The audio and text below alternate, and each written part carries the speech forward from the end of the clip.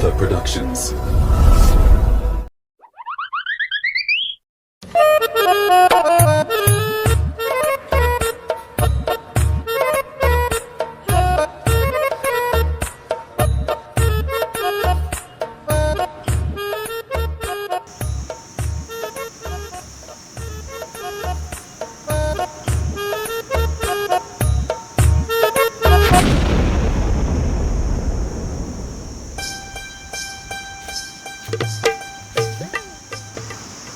ගහනවා කියලා හිතුවට කවුද හිතුවේ මෙහෙම ගහයි කියලා?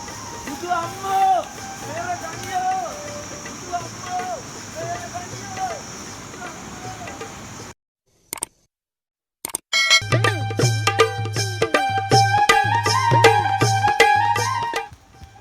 අම්මට බුදු.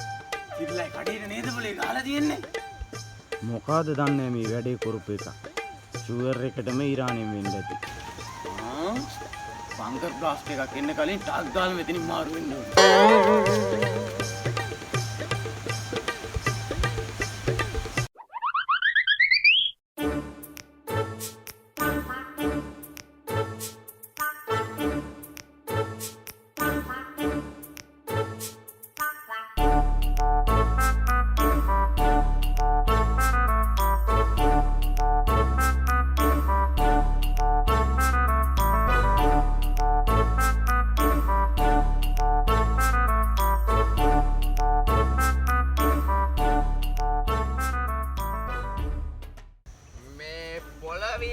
අහසට යවන්නේ මේක කපීර් එකයි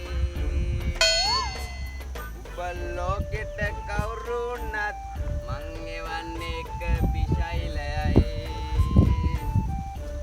අපි මොකටද බයද බං අපි බොන්නේ කසිප්පුමයි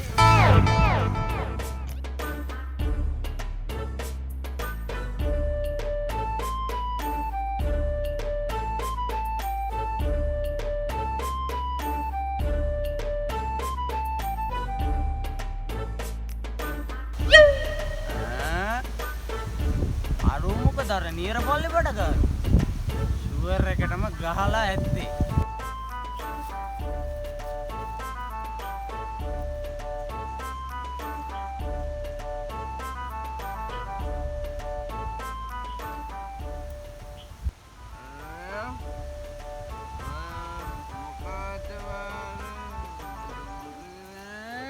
අඩි සාන්තිය මොකෑ බං උඹ ගොයන්ගුලා කන්නේ අම්මට දිර ගුණ මට බං මේ පදේ අමතක කරලානේ බං හිටියේ ඔය ගුණයට වාරය නම් මේ සාන්තියට දෙවාරයයි ඔයි ඔබට කියන්න මං උදේ කන්ද වැද්ද පොඩි රවුමක් දැම්මා එක පාරම තඩාන් ගාලා සද්දයක් ඇහුණා කන කාව ඔව් එක පාරම මතකයට ආවේ ඉරානේ බං කකුල් දෙකට වැඳලා දිව්වා දිවිල්ලා තාන්තයෝ මම ශිරාවට යන්න නම් එපා උඩහ පැත්තට සීලක කඩේ කුඩේ කුඩු ෂුවර් එකටම ඉරානෙන් තමා ගහන්න ඇත්තේ බොහොම අමාරුවෙන් රුපියල් 500ක් වань කලිපු භාගයක් ගෙවුවකෝ වෙරි බයින කතා කියන්න එපා උඹ හිතුවද මම බොරු කියනවා කියලා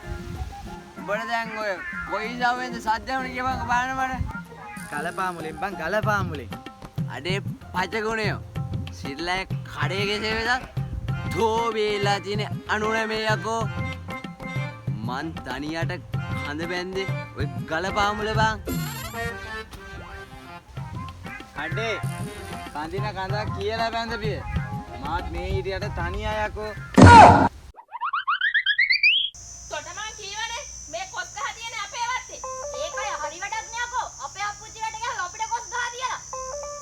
අනේ මේකගේ කට තෝ දැනගත්තට ගහනවා මිසයිලයක් මේ වගේ පරම්පරා ගානක ඉඳන් ආйти තියෙන අපිට යකෝ අනේ තෝගේ පරම්පරාව මගෙන් අහගන්න එපා තෝ මිසයිල ගහන්න කතාව ගහන අතට බෝම්බයක් මොකද්ද ඔබ කියන්නේ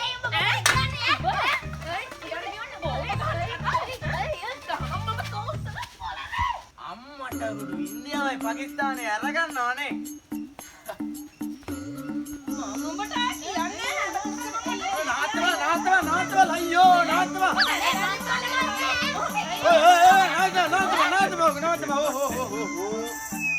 මේ ගෑන හැමදාම මේ වැටට දබල වෙනවා. දැන් උඹලට ප්‍රශ්නේ මේ කොස් ගහද? ඔව් අයියනේ. උඹලා දෙන්නටම රණ්ඩු වෙන්නේ නැතුව ලස්සනට සහයෝගයෙන් ඉන්න පුළුවන් ක්‍රමයක් තියෙනවා මං කියන්නද? මොකක්ද දැන් ක්‍රමේ? මෙහෙමයි නංගි. මටත් ජනෙල් උළුව ටිකක් හදාගන්න ගහක් නැතුව ඉන්න. උඹලා දෙන්නටම සාධාරණයක් වෙන්න මං ওই ගහ කපා ගන්න. බලපන්නන්ගේ අපි දෙන්න අවුරුදු 25 තිස්සේ මේ කොස් ගහට දඹරනවා. මේ මිනිහා පචහලනවා මදිවට කොස් ගහත් කපා ගන්න කතාව. මං කිව්වනේ අක්කේ උඹට මේකට තව උන් ඉවල්ලනවා කියලා. නෑ නංගි. මම මේ හැදුවේ දෙන්නටම සාධාරණයක් කරන්න. සාධාරණයක් නේ.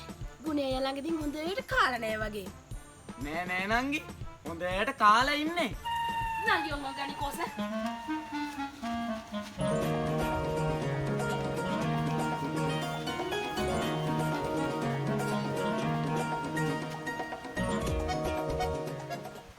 කට්ටිය මට මොන කතා හැදුවත් ඕන් ඔහොම තමයි මං ඒ ප්‍රශ්නේ විසඳුවේ.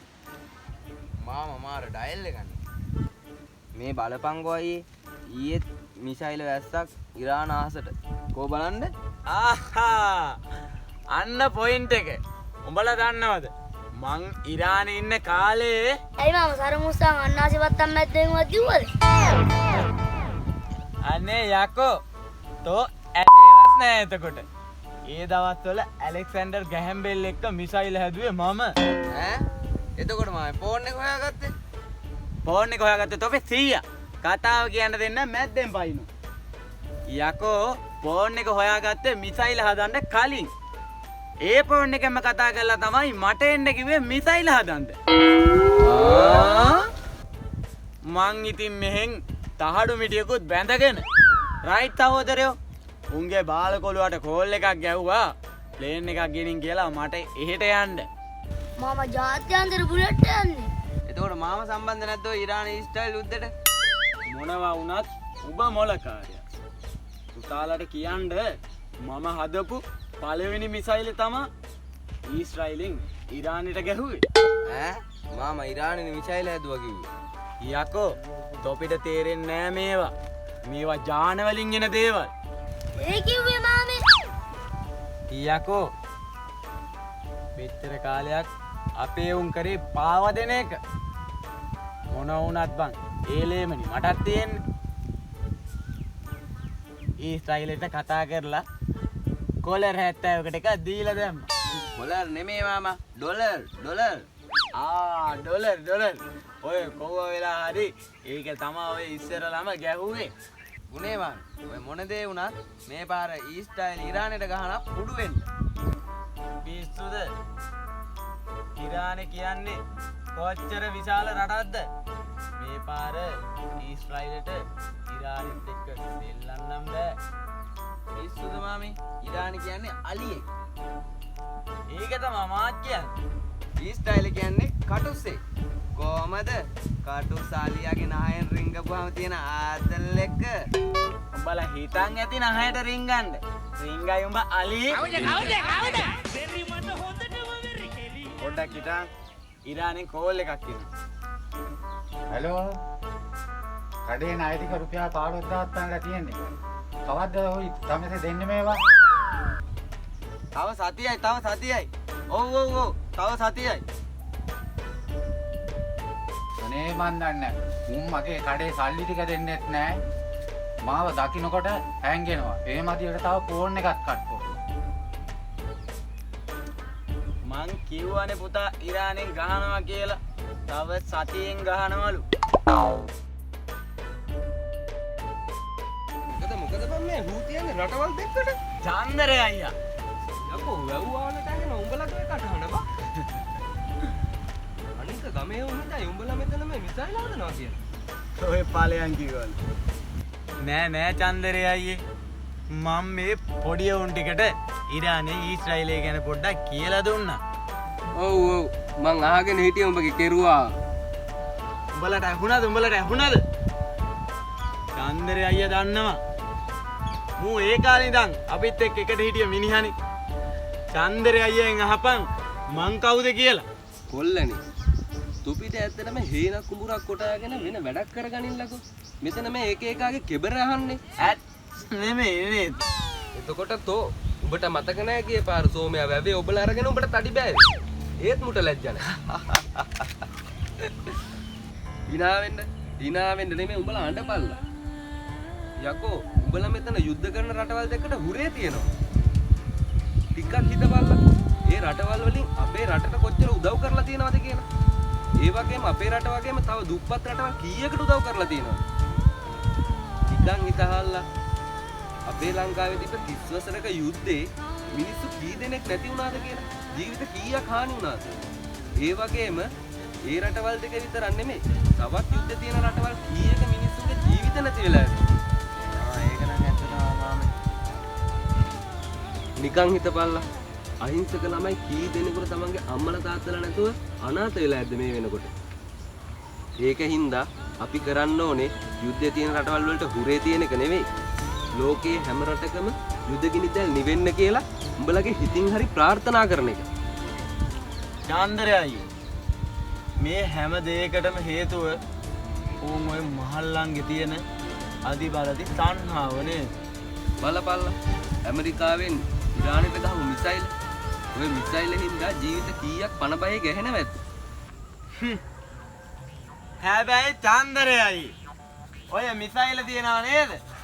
ඕකක් ඇවිල්ලා මගේ මේ කකුල් දෙක මුල වැටුණත් මම නම් නෙමෙයි දුවන්නේ.